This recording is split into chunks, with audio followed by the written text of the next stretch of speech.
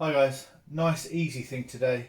We're going to start looking at angles, and I want to draw your attention to the half protractor, something that you've seen lots of times before. I'm sure many of you got them at home or had them as presents as part of a math set. But if you look around it, you'll see that at every point there are two numbers. One of them is if you measure the angle anti-clockwise from that zero, and the other one is if you measure it clockwise from this zero. And I'd like you to think and look. So when for example, I come from this direction, I get 20, from this direction I get 160. If I add those two together, what do I get?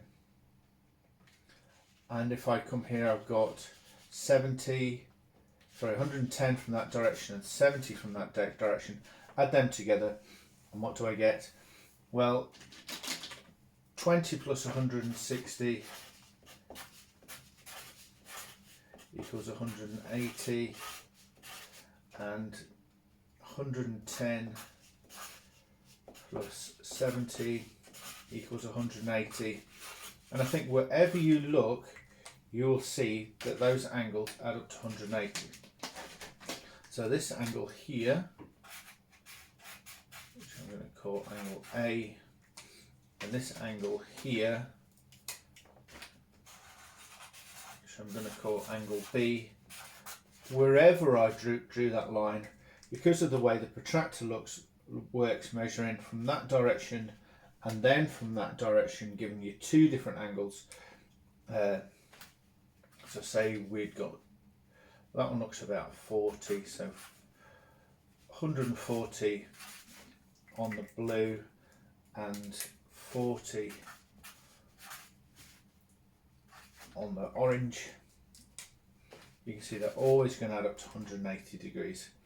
So what I'm going to say is that A plus B equals 180 degrees. Now there is a special word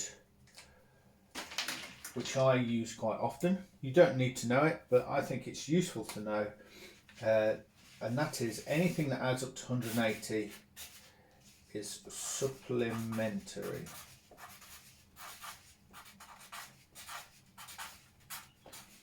Anything that adds up to 180 is supplementary. So angles in a triangle, for example, they're supplementary too. So on a straight line, so if you measure on your protractor, if you stuck your protractor there, I can see this one actually, it's about 55 degrees in that direction, but 125 degrees in that direction. Together they must add together to make 180. 125 at 55 is indeed 180. Right, an extension from that is if we looked at a cross. And the cross is made up from two straight lines. So let's just put that. Two straight lines. And actually when we're talking about lines, we never really have to use the word straight, because that's always implied. A line is always a straight line.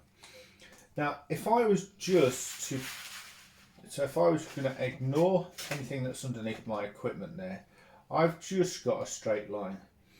So we've got the same situation going on here. There's an A and a B, exactly the same.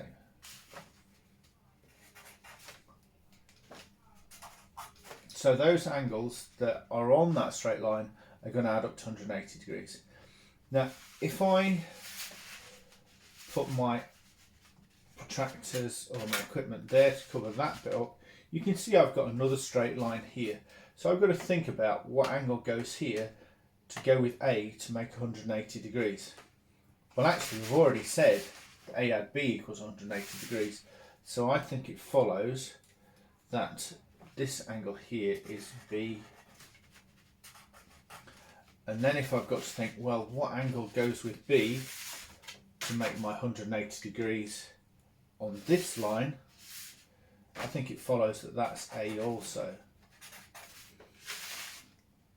Now, how would I describe the relationship that I've got here?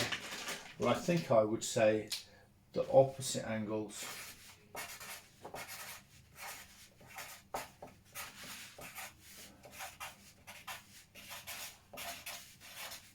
are the same. That is true, opposite angles are the same. But just as here we had a word that is correct but rarely used for younger students, here we have a strange word that goes in here, vertically. So we say vertically opposite angles are the same. Now that seems really strange to me, and it always has seemed strange to me, because I think that clearly can see that that's saying that B and B are the same, because they are vertically opposite each other. But actually, A and A are vertically opposite too. But I think for now, if we remember that opposite angles are the same on a cross, then we'll do really well. And that it does come from the idea that on a straight line, you've got angles adding up to 180 degrees, and wherever you put the straight line, here I will always have an A and B, and that A and B will always add up to 180 degrees. So that's where the implication that B and B are the same. Okay.